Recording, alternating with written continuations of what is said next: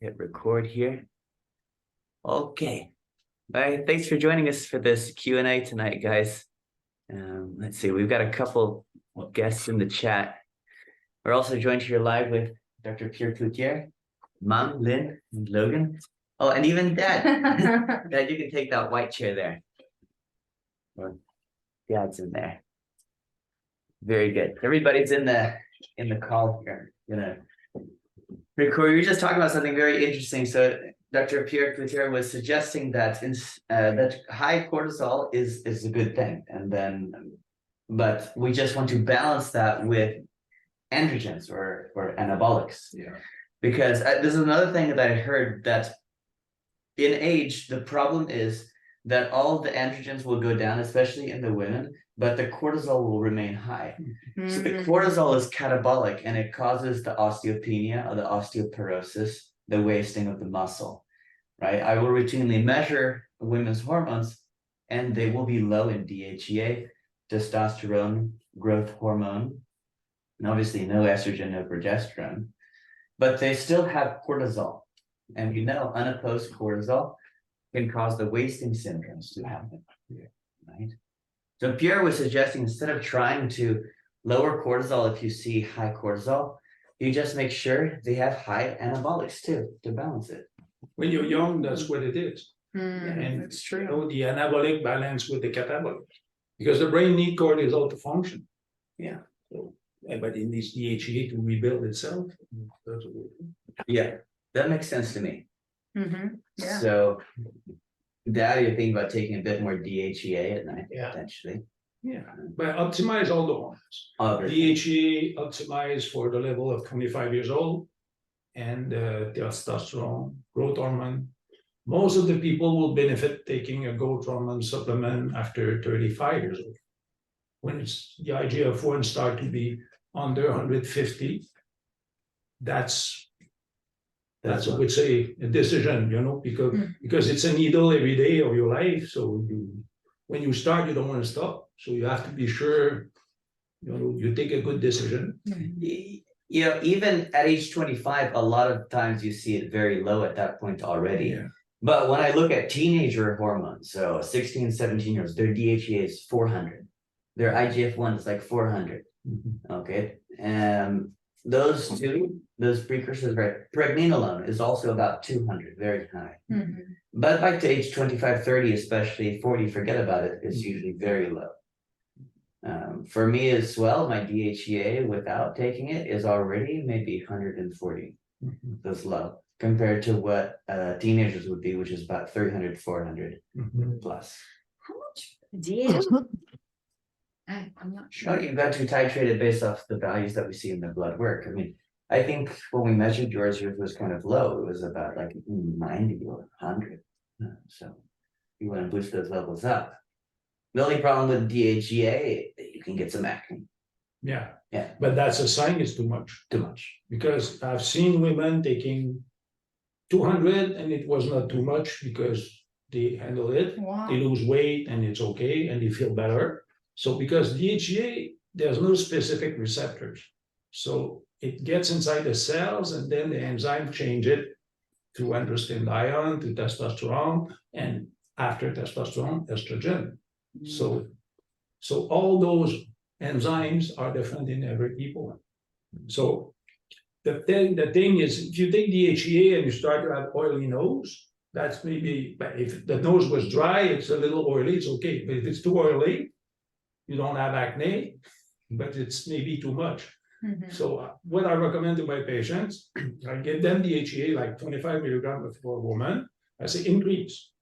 So they say at 50, I feel better. Good. At 75, too much oily skin, then she goes back. So I'm asking them to go to too much, then they know what is too much. And the first who did teach me that we can, at the time, I learned that never more than 50 milligrams for a woman. Okay, but 30 years ago. And then that patient, she went to 200 and she asked me, I feel good. I said, I've seen no study that we can give 200. But she said, you will never make me reduce because I feel good. So like, Yeah. You know, my recent combo that I've been doing for women at night, is progesterone, about 100 to 200 milligrams, plus pregnenolone, at least 100 milligrams. Wow. This combination has been phenomenal for sleep.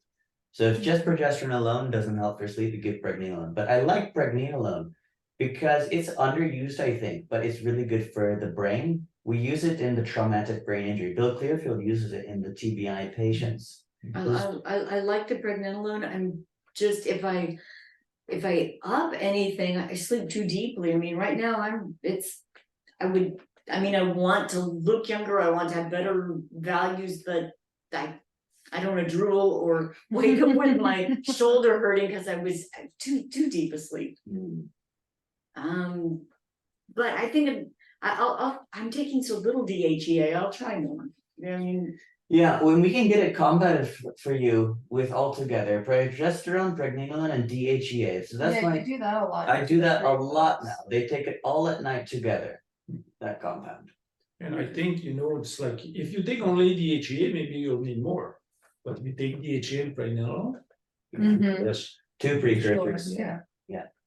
I take it as well every night and I sleep better. I take 30 milligrams of pregnenolone and I sleep way better. And pregnenolone is very good for memory. Yes. It is impressive. Yeah. Because when I did start anti-aging medicine like 30 years ago, my complaint was memory. That's what I wanted to learn was that. I had no other issue at the time. So when I discovered pregnenolone, fantastic. Like you take 100 milligrams for a couple of months, and then after that, 50 is enough. And one thing, if you take 100 for too long, it increases the heartbeat at rest. You can have a heartbeat at 90, 100, and you don't know why.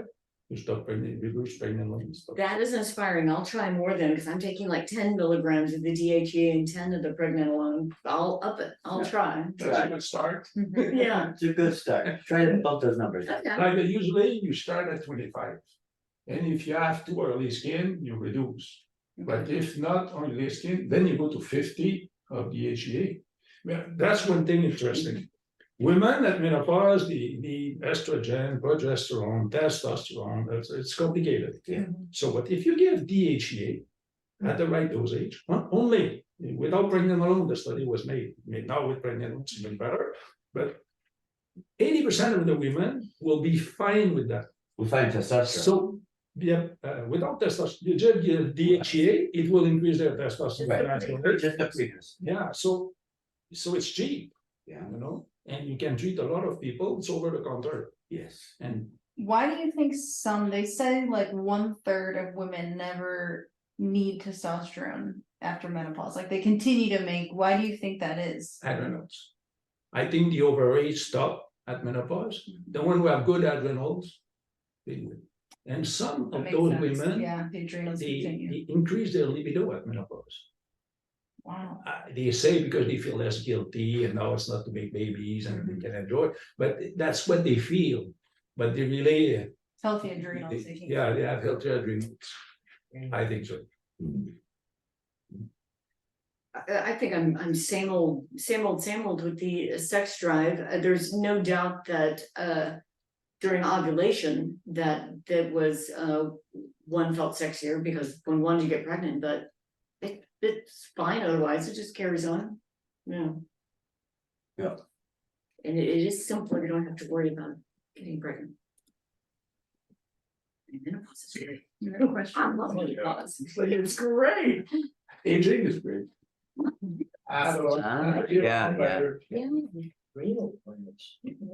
Yep. I agree. When Colin was about progesterone and sleep, and yeah, it works very well for sleep.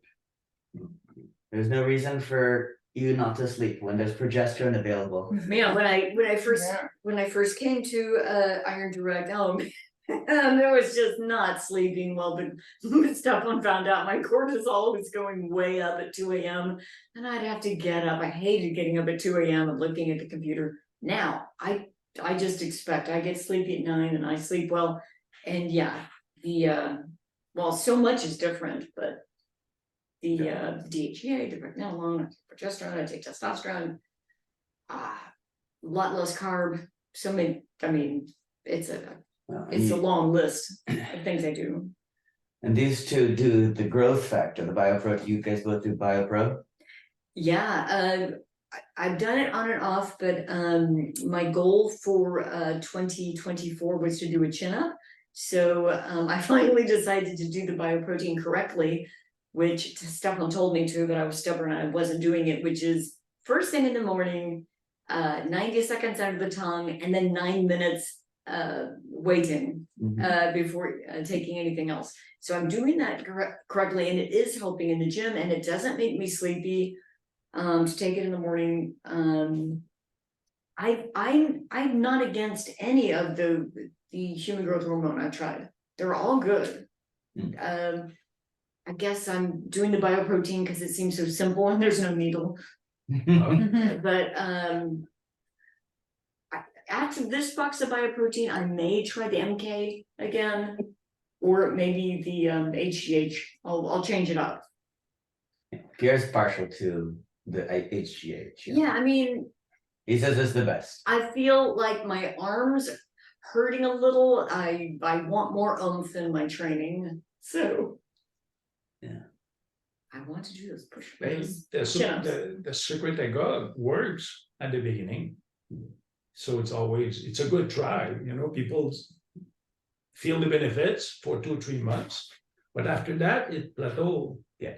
So the real HGH is bioidentical replacement at physiological dosage, so you will not have side effect of too much growth hormone like people are afraid. It reduces cancer about, because when you have low growth hormone, you have more cancer. So if you take a supplement when you're low, about 30% of less cancer in the worst studies and up to 70% less cancer in the good studies. So say 50% roughly. So if you're afraid of cancer, it's not the point. Growth hormone. I would say growth hormone at physiological dosage. Like, what is physiological dosage? If you need it for the brain, 0.2 milligram a day is perfect. If you want the brain in the body needs a little more, 0.4 milligram. And the real side effect is the price. So for the rest, it's all benefits. Yeah. And if there was a study published years ago, and I did receive a lot of phone calls after that study, because they took a group of people, 65 years old, they measured their chronological age like you did with those patients, and they were 65. Okay. 40 gave growth hormone, 40 placebo, needle, everybody got it. 6 months after, they measured everyone.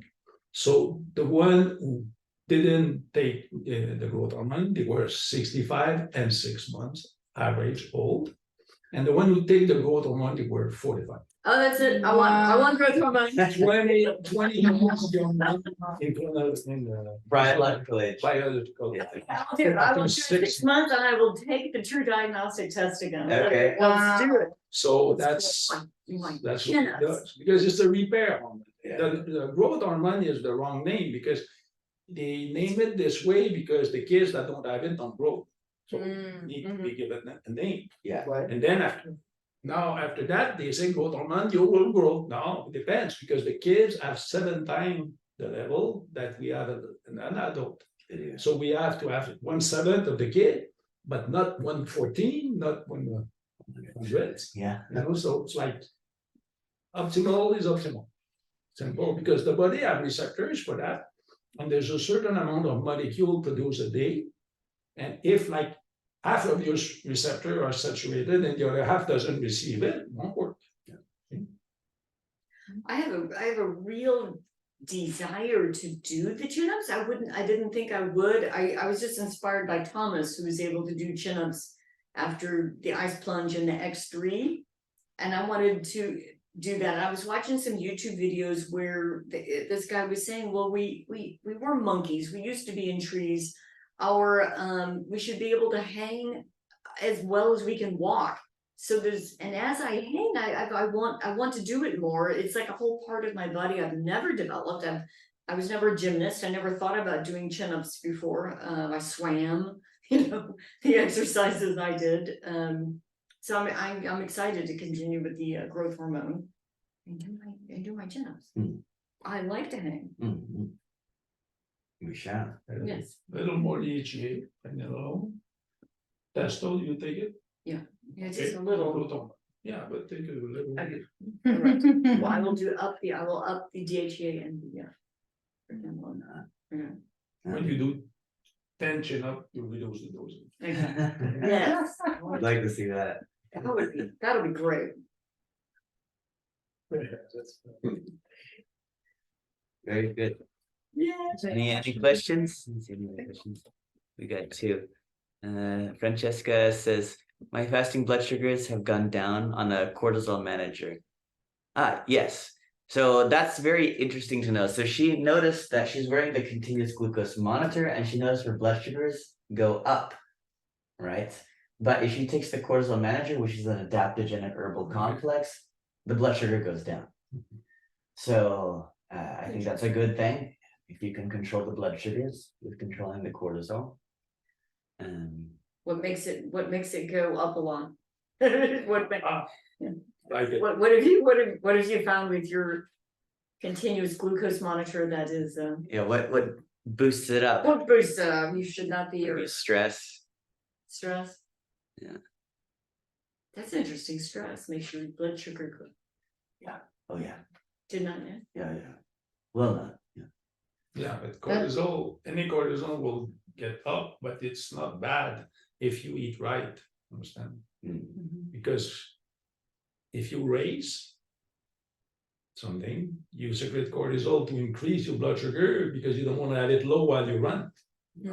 So if you take growth on run, it will increase a little blood sugar for the first couple of months. But it's not a bad thing because it's the hormone of the warrior. So if you get it for war, take growth hormone, you can be stronger. So you're gonna use more your muscles, so you don't need to have low sugar when you do that. So the body will do that. But if you eat right, it's all good. If blood sugar is high because you didn't eat too much sugar, it's not too low the cortisol or the growth hormone, that is the point. I often see people, and when I'm in my kitchen, I can see them running up and down the street and they have their knees wrapped, they're injured. And I always think, I know what's going on. They're depressed. And when they run, they don't feel depressed. And if they just didn't eat carbs, they wouldn't have to be running on their poor knees that are hurt. I mean, to me, it's probably one or the other. Either you get tons of exercise and you can eat those carbs, or if you're not going to get all that You exercise, gotta have it really dialed in. don't eat dial down the carbs. Because I can change my mood overdoing on the carbs. I'll start worrying about things, and otherwise I don't care. I don't worry. Stupid carbs. Yeah, you become more carbohydrate tolerant the more muscle mass you have, and the harder you train. You burn more. Yeah, just sitting around, you burn more. But why people worry about blood sugar? Because it damages the blood vessel, the glycocalyx. Yeah. And when the glycocalyx is hurt, you have a vascular disease, you have high blood pressure, and you have all this. It's not the high blood pressure that causes stroke. It's the blood vessel disease that causes stroke. And the blood vessels disease causes high blood pressure. Because usually all the cells are charged negative and the glycocalyx is charged negative. So everything repulsed, it glides in a blood vessel. So it's an active mechanism of gliding.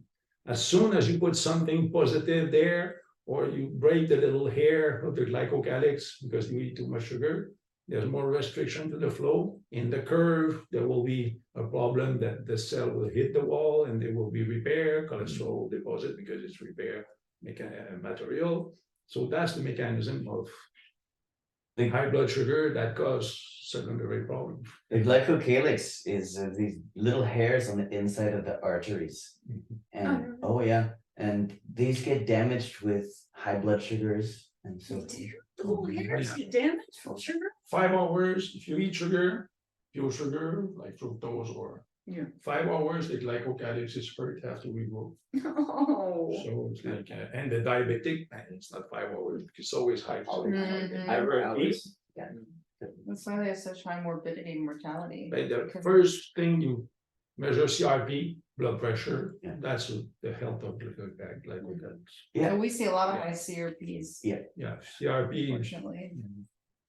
The high intensity health, the YouTuber said, was doing a report the other day about how the sugar industry in the sixties had hired Harvard researchers to convince Americans that sugar was healthy. Yeah. So mean, Yes. so mean. Yeah, it's not And then good. it just stuck, and then everybody kind of thinks, oh, we need some sugar. Yeah. Yeah. And not just the sugar, if you add, sugar alone will damage the glycocalyx, but omega-6, too much, omega-6 is essential fatty acid, a little is a little, but too much, it adds up to the sugar. Yeah. Basically the standard American diet. Yeah, all the Yeah. feed Omega-6 oils, and sugar, Yeah. yeah. soybean oil. You cook at high temperature, it works, all fried food, it's like Mhm. risky. Very bad. How to repair the glycocalyx. Have you heard of this product called Arterisol by Calroy? Mhm. Yeah, they did a lot of studies. Apparently, it can help heal the glycocalyx. So I think if someone had high CRP for a time, maybe they should run some of the And products. it's quite very fast, Yeah. yeah, heal immediately. Wow. Because it's food for the glycocalyx, so because it makes, it's like glycoprotein. Mhm. And this stuff is a little algae, that Yes. it's exactly that food that they need. So like the repair act, it's fast, but Yeah. you know, you repair it because it's broken. Yes. So you break it, you repair it, it's like it better not stop breaking. Stop breaking it. And then, Yeah. Yeah, I used the product a bit for a time. Just because I had a bit of high CRP and I fixed the CRP after I got rid of the mold in my house. My CRP got better. Yeah. that was not the sugar. No, Mm-mm. just the mold.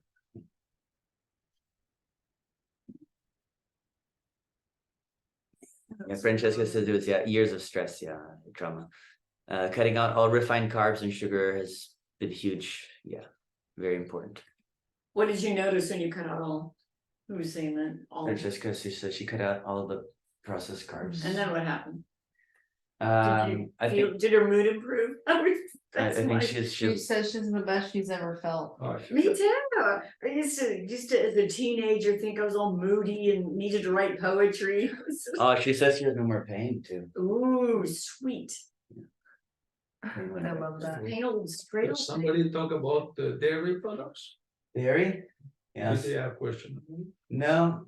Well, my take on the dairy is, and then so my parents, I don't know if you know, they raised me with no dairy in that Okay. household because Thank you for raising him, he's well raised. no Yeah. dairy. That's sweet. But they visit because I mucus, would have liked raw dairy, but I didn't know about it. because of mucus plugging the congestion, so they cannot tolerate. And dad to this day cannot tolerate anything still, but they can tolerate the raw dairy. When the milk is unheated, dad knows this very well.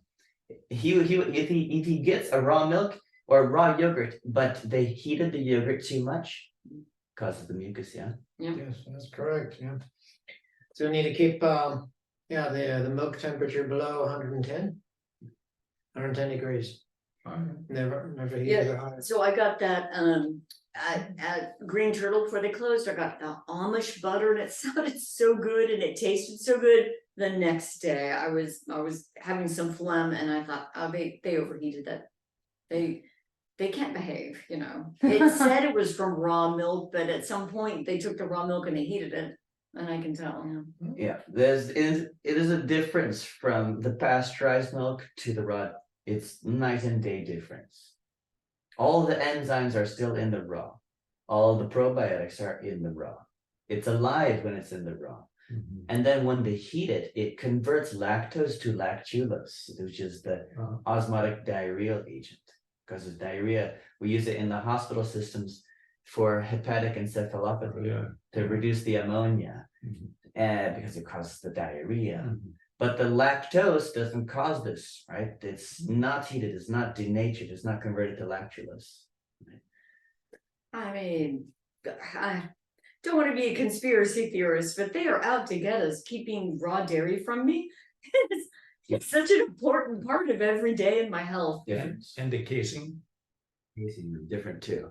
different, when it's not heated, maybe it's not dangerous. Yes.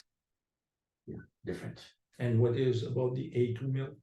I don't know. I think it's someone. What do you think about the A2 milk? I mean, is there a difference? It's still, if it's pasteurized, it's pasteurized. It's a problem.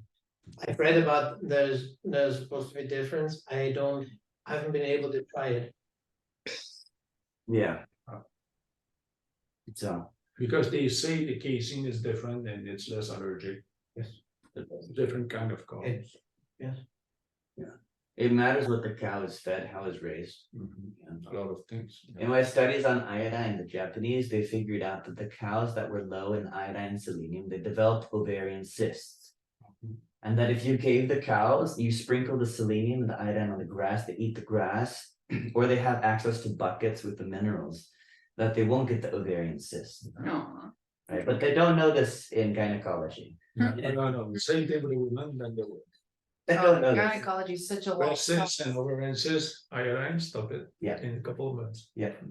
I'm so glad Belle doesn't have all the menstrual problems and pain I did. That's so nice. I got her on the iodine. Yeah, she had, when, at first she had bad periods, but you fixed her, she has easy periods now.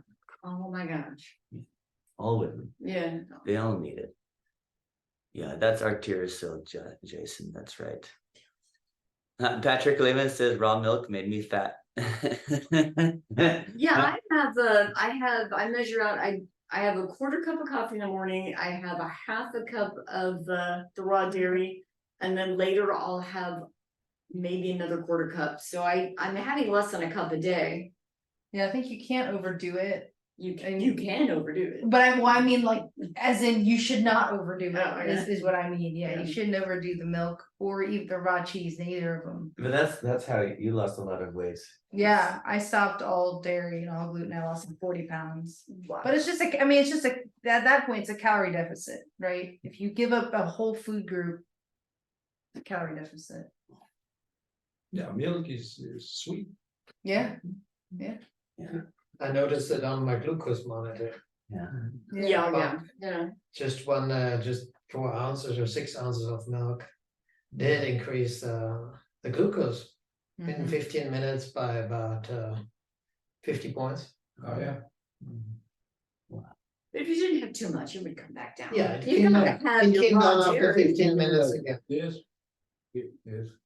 Yeah, it's a big difference. There's this cutoff point where then it's too much carb. I can have carb, but I pretty much have it. I know exactly how much I can have and have my mood be good all day. There was a study, say how much carb, because some people say no carb is easy. But if people say, yes, but is there a line? They say 5 grams an hour. Been studied, usually it will not make insulin secretion too much, so the blood sugar will be, not bad. 5 grams an hour. Well, that's not how you eat. You eat Depend on activity, but that's what it's like. yeah. To put the, Yeah, I I only think eat, if you fast and or I only eat for a long time now, from 11 to 5. So and it took a long time, but now I'm totally used to it. And if my weight gets below 107, I don't like that. And if I try to drink more milk because I enjoy it so much, and then it's too much carb, and I'll start to feel bad about something I said about 40 years ago, and I'm like, oh, carb, thank you, carb. So instead, I'll eat 4 eggs at night. I'll like at 7 or 8 o'clock at night, 4 eggs, and then I'll pop the weight right back up. I can get right back up to 109, 110 by eating at night. Oh, wow. Yeah, you're less insulin sensitive at night. So Mm. that's why eating late's not good usually. Not good. Yeah. And If you're trying to lose weight. which is just fabulous, because when I started out with Stefan, I was 142 pounds, I was inflamed. I couldn't get the weight down. It didn't seem like there was anything I could do. And now I'm totally in control of my weight.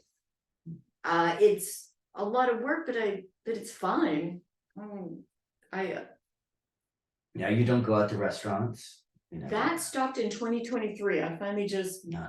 2023 was just a game changer. Probably was the ice plunge and the sauna, and I just really cut back on carb, and all of a sudden then I was able to give up alcohol and give up Diet Coke, and I don't miss them. 2023 was a game changer. I'm not even sure. I mean, it was more than one factor, but it was great. Which is why I think why I was excited to do the age test. I'm like, you know, I cut out alcohol. Let's see how it's going. Yeah, That's sugar, Yeah. and it's a little It's more too much inflammatory. sugar. It's sugar because And like it in acidic. metabolism, Yeah. and it's toxic a little. Because it makes acetaldehyde in the liver. Yeah. So it's like you use your just drinking glutathione. poison. So it's like a threat to the body, and you don't need that. No. There's another threat that can happen without you provoke it to yourself.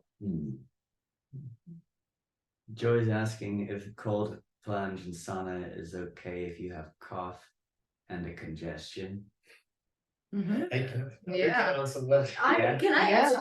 I've noticed since the cold plunge, a couple times we'll be home and I'll start to get like when the girls brought their COVID back from Austria, I was starting to feel a little bit in my throat, and I was like, oh, let's go to the cold plunge. It was gone afterwards. And if the stomach feels a little off, because when it's a little wrong, once again, after the cold plunge, you just forget about it. I've not felt worse after cold plunge. Yeah, yeah, we were just saying that you never come here and regret it or feel bad.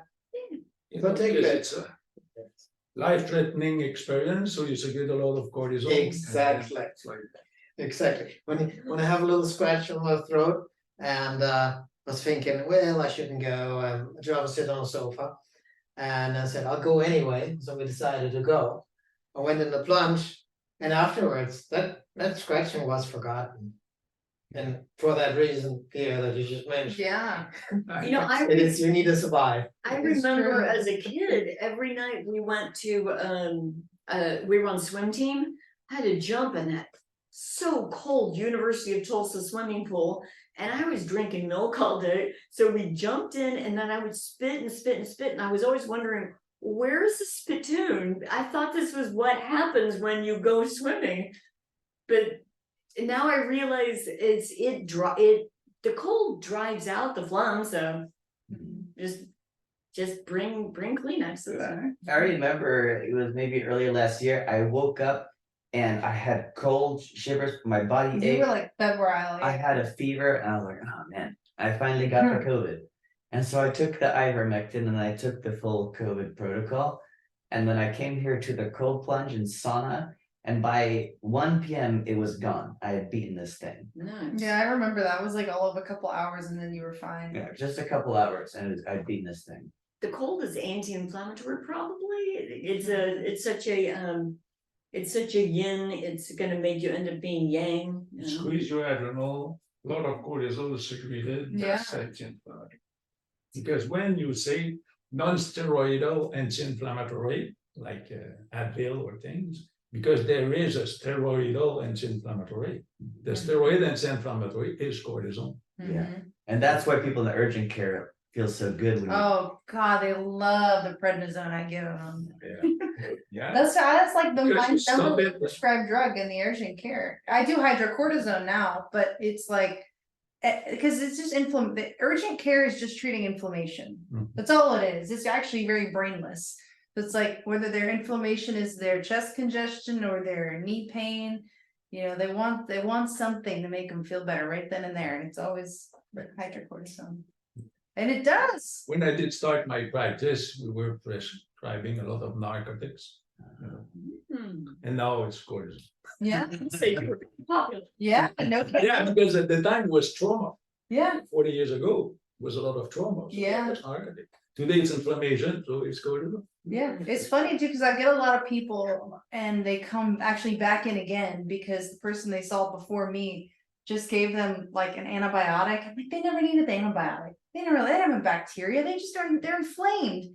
And then I give them the steroid and they feel like $1 million because they didn't even have a bacterial infection, they just were inflamed, so they feel good.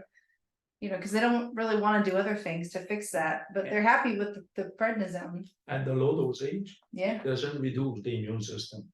Like if you give 50 milligrams of prednisone a day, yes, it will.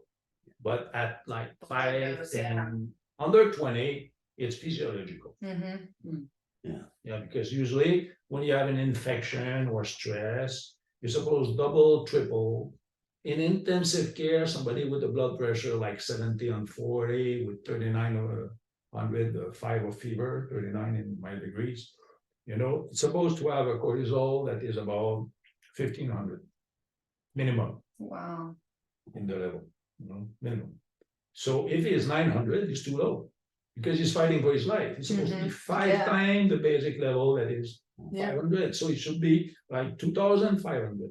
Well, that's why like even when they have Addison's and then they have an issue, you have to way bump up their prednisone because they're gonna plummet. Yeah, and you have to figure out early in the disease because if you give it late, it's too late. It's kind of like the fires already catch all over the place, so it's difficult to stop. So the Addison disease, when you see them in the intensive care, you have to figure out that patient, and the nurse will tell you. They know you're gonna die. But when a nurse tell you this patient, I'm worried, that's a knowledge because you get the same treatment as the other, and the blood pressure is still low, and how come it needs a lot of norepinephrine?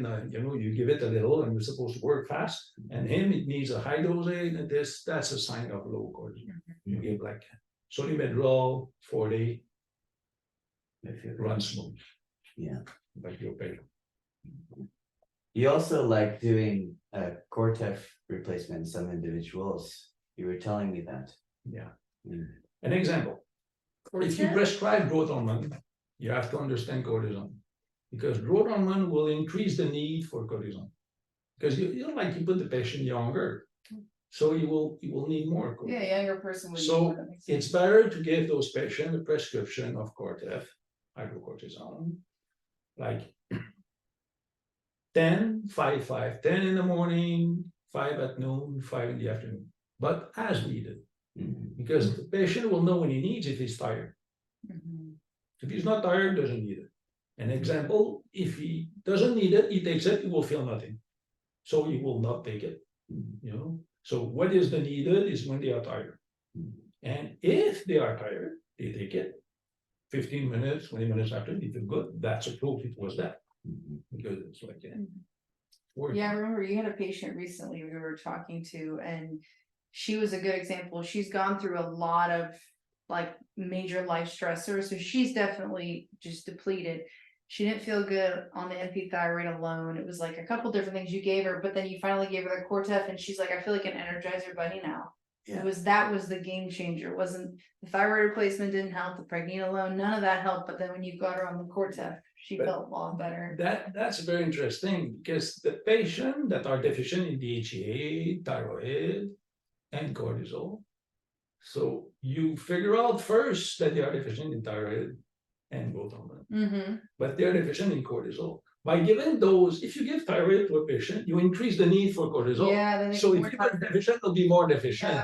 So when you replace all those hormones, it's always good to make a little prescription of Cortef, and the patient use it as needed, and they figure out that by themselves the dosage. It's like a patient one day, he told me it's better than cocaine.